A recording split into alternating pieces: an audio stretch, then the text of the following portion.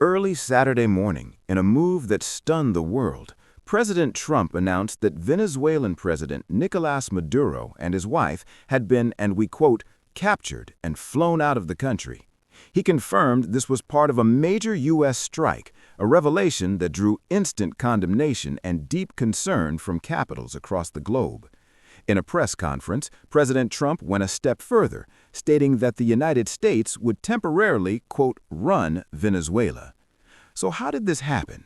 Officials tell CBS News that the operation to capture Maduro was carried out by Delta Force, the U.S. Army's elite special operations unit. This dramatic action didn't come out of nowhere.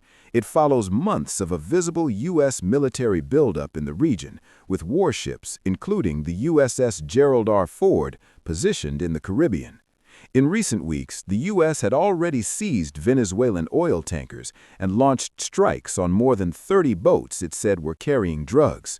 But why Maduro? The Trump administration has long accused him of drug trafficking and working with designated terrorist organizations, charges he denies. A Republican senator stated that Secretary of State Marco Rubio indicated Maduro will now face those criminal charges in the U.S. and that Rubio, quote, anticipates no further action in Venezuela. The world is now watching and waiting for the next chapter. President Trump will hold a news conference at Mar-a-Lago at 11 a.m. Eastern Time today. You can watch it live right here on CBSNews.com and Paramount+.